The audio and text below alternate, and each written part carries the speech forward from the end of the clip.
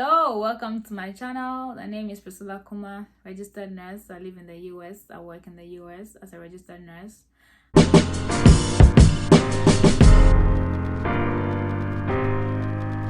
The question I always get, people ask me the difference in nursing practice Ghana versus US. A lot of people ask me how different it is because they keep hearing it's different. So today I'm going to just pinpoint some of them and walk you through them so that you have a fair idea how different they are.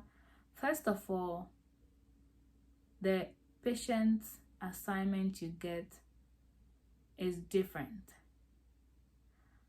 Ghana, you come to work and maybe two nurses, two nursing assistants, and you have the whole unit to yourself and you start working.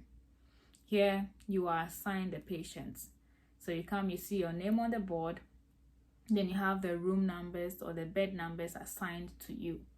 So let's say Priscilla, room 1, room 2, room 3, room 4. All those patients are my patients the whole shift. Everything that concerns them has to do with me. I am their nurse for the whole time I'm there. But in Ghana, you come and you have the whole unit. Then you are all working together, overseeing all the patients. This, you have the rooms assigned. I'm talking for the places I worked in Ghana. All the places I worked, you come and you all have the patients. Sometimes they write in a book that this person will do wound dressing, this person will do vital signs, this person will do blood sugars and all. But this is different. They assign you patients bed A, bed B, bed C, like that.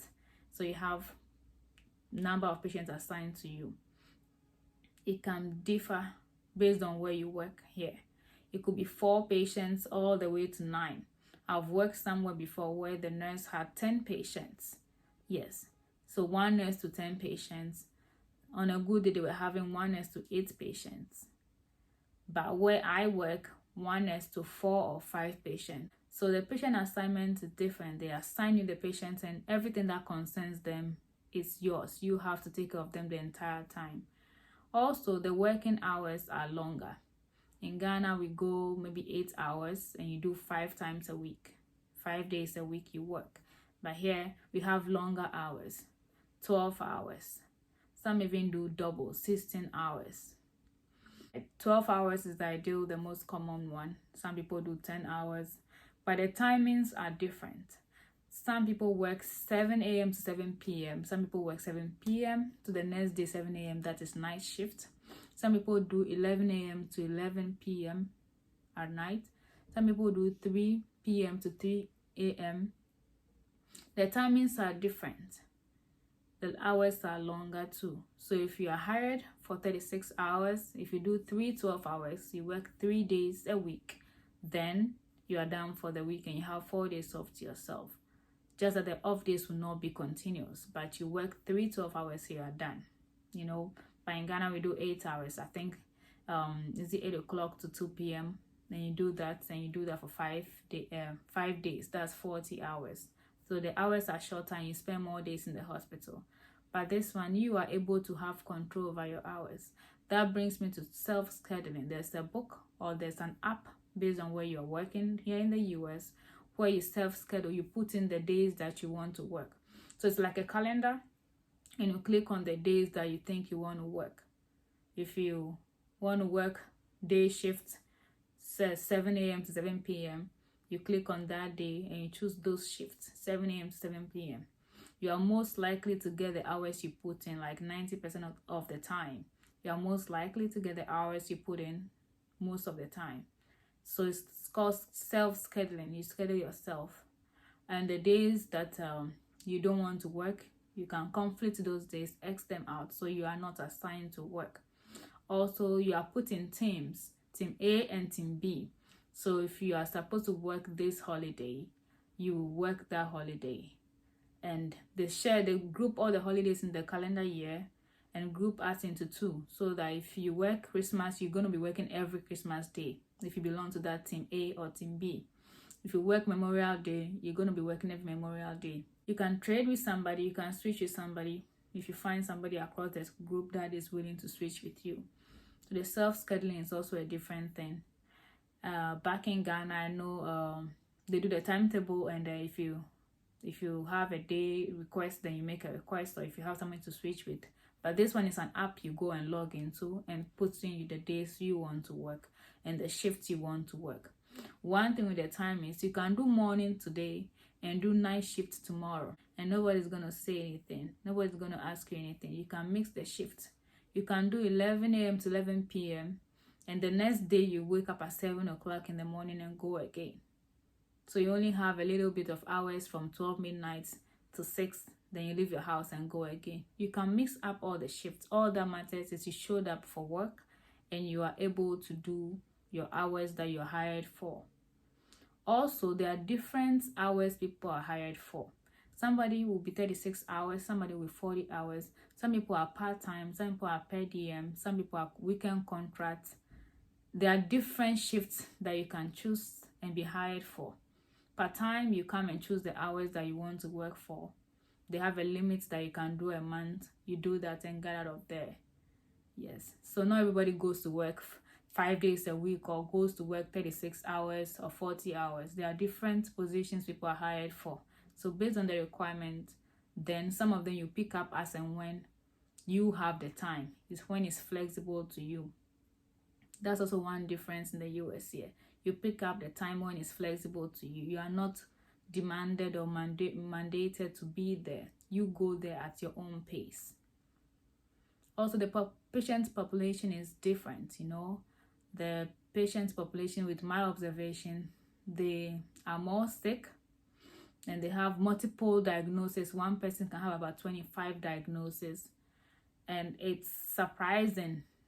Back home, and some will just come maybe diabetes and hypertension, but one patient can have about 25, all type of cancers, restless leg syndrome, diabetes, kidney failure. They've done some knee surgery, some hip replacement. They have insulin pump. The person can have so many things going on, and that is also something different I have observed here. And all the histories they've had, all the surgeries they had from the time they were born to their current age, everything is tracked, so you have an idea what is going on. So that was also one difference I noticed too. Another difference is the rank and the salary. So the salary, not everybody works and gets paid at the end of the month. You are hired hourly, especially if you're just a staff nurse. You're hired hourly and your hours count. So if you're hired for 30 hours or 36 hours, you work those hours and you get paid. Some people pay you weekly, some people pay you bi-weekly. That's every 2 weeks. And some people at the end of the month. But mostly almost everybody gets paid like hourly. They get paid maybe bi-weekly. Those who are in managerial position, management, they are salaried and they get paid at the end of the month, whether they work more hours or less hours. That is it. I can't speak to that because I don't know much about that, but they are salaried. But if you hire for 36 hours, you go do that, you get paid. Also, there are different assignments that they assign you monthly or weekly or based on the whole year. They have assignments they assign you called modules that you have to go online and do. It's just like continuous education, something like CPD, continuous education. You have to keep up, so you have to do those assignments. They keep changing. Medicine is changing, health is changing, nursing is changing. So there are things you have to read, or how to insert the Foley catheter. They've done research and realized this is no more done. So they put a new one in, a new policy in, and you have to read and be abreast with the policies and how it is done and how you have to keep up. So there are tests, you read them. It's a research, it's a like schooling assignment. You read them and you take a quiz and you do hands-on practical, and you write the person who observed you do it. You put their name and the date you did the practical. Then you are signed off. If you don't do it, they have deadlines, timelines. You have to do them by that deadline.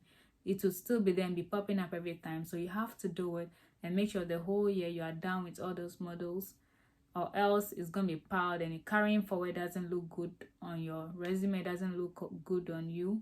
So you have to do it. So whilst you're going to work and working and so tired, you still have online studies to do, online policies to keep up with, assignments to do. Even though you are working, you're not a student, but you have all that to do.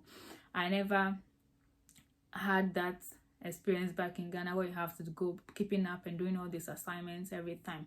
We do go for workshops to get our logbooks signed to be able to renew our PIN back in Ghana. I remember very well. If I'm wrong, correct me on that. But this is a constant thing that they keep loading a lot of work on you, and the policies keep changing.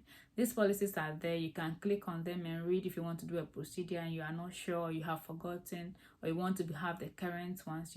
There's a place you click and see how they are done, and you follow the steps and carry them out. So you have to keep up with those work again as if you're back in school. So that's one difference here in the US with the practice. Also, you and somebody can be the same rank, but your salaries will be entirely different just because of the hours you work and the shift differential. There's something they call shift differential. If you work weekends, if you work holidays, you work nights, there are extra monies you earn whilst you're working those shifts. So though we are the same rank, the same 36 hours, if the paycheck comes, mine might be more than yours just because I work weekend and I work nights on top of that. But if you're doing all days and you do weekday day shifts, you don't get that shift differential. Yes. Another big difference is the uniform. We wear scrubs. Top, as you can see, I choose to wear inner because I'm always cold. So you wear this top and you wear the inner, and you wear your pants, trousers.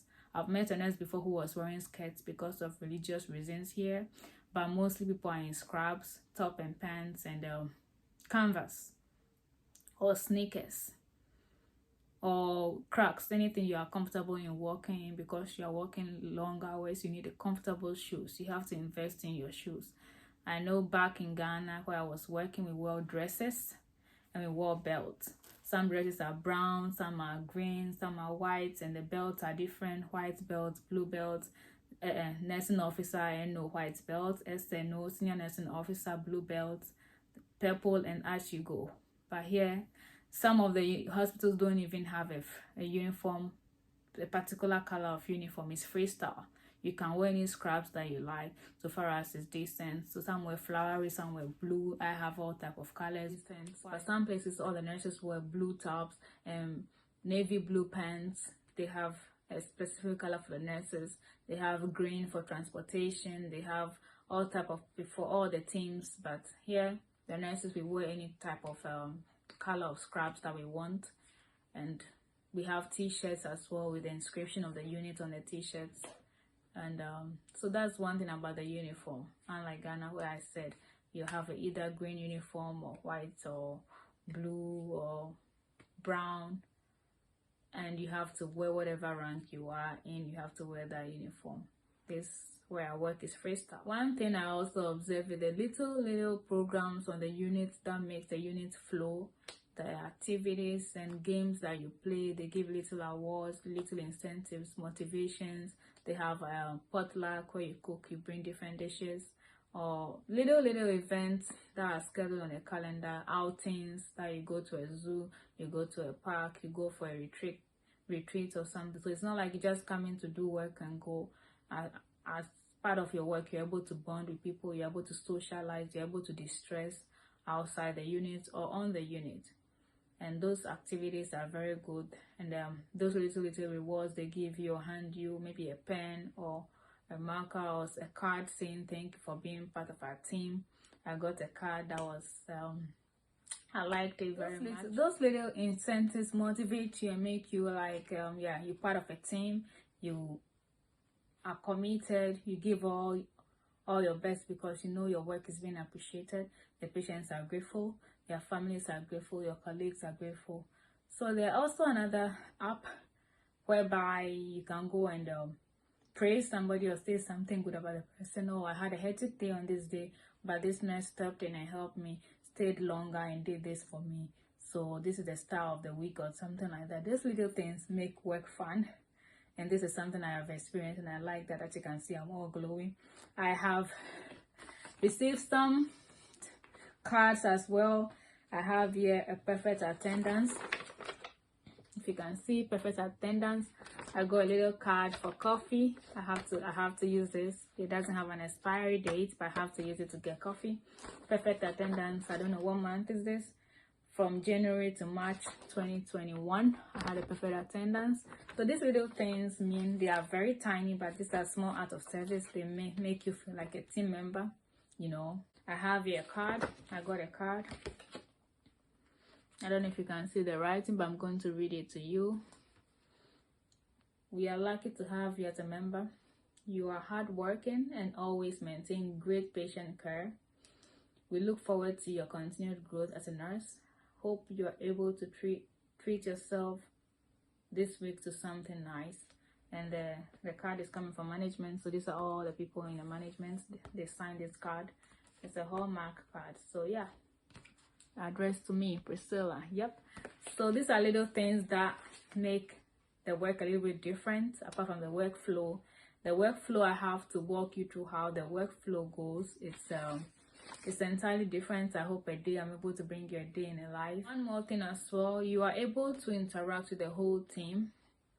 You are at work and you see all the team members, from care managers, social work, occupational therapy, physical therapy, doctors, wound nurses, IT, pharmacies, nutrition. You're able to interact with all the teams because they always frequent the units. They're always around. They're a phone call away. You're able to page them with the web paging system. If you have any information, you're able to call them and ask for stuff. So you're a team member. You're able to suggest to them. They consult you and ask you questions about the patient because you spend more time with the patient. You know the patient more, so they come and ask you, like, Priscilla, how does this person move? Can we get them out of bed? Can we do this to them? Do you think they'll be able to eat this? Should we change their diets? Should we do this? You feel like a team member. You're able to communicate. You are ahead. You make an input and it's being appreciated. And we work together as a family, and I really, really like that. Back where I worked in Ghana, the nurse is here. The doctor is here. The healthcare assistant is here. Everybody's going parallel. Not much interaction. It varies where you are. Some people don't have it like that. There's a teamwork and all. But I'm speaking of where I worked and what I experienced. So I hope I've answered all the questions you've asked me. How different is the nursing practice? These are the little ones I can tell you about. Also, the more you commit, the more you volunteer, the more you show that you want to be part of that unit, the more you do go above and beyond. These things really count. They look good on your resume, they look good on your CV, you get good recommendations. And career-wise, you can progress easily. They can recommend you easily for stuff. When an opportunity comes, you get to hear about it. And career-wise, you can progress. You need recommendation. They put in a good word for you. They actually encourage you to go to school. As opposed to elsewhere where you go to school, you have to wait for study leave. You have to work for 5 years before you get qualified for study leave. And even that, there's a long line. So the fact that you waited for 5 years doesn't necessarily mean you're going to get a time to go study. The people who applied before you or who employed before you have to go before you go. Whereas somewhere the condition is just work for 1 year, go to school. They encourage you to go to school. They pay part or all of your tuition to go to school. And you see everybody around you is in school. The whole unit is going to school. So even if you don't want to go to school, you end up going to school because more or less it's kind of free, or your tuition is being taken care of based on where you want to go to the school. If you happen to be working in a university hospital and the school is right there and you are an employee and you put in the time of a year and above, you're able to go to school and they pay a portion of your tuition or all of the tuition. So these things motivate you to continue doing what you are doing. It motivates you to stay at one place to benefit from the system. Aside the pension and the little benefits and all that come, home loans, car loans, and family and tuition for your kids and all that stuff, there are other things that come with this. So these are the little differences I can remember. Share this video with others if you are about to relocate and you are about to come practice nursing in the US or UK or wherever. These are just little tidbits you can get at the back of your mind before you step into the role. And I'll see you in the next video. My name remains Priscilla Kuma.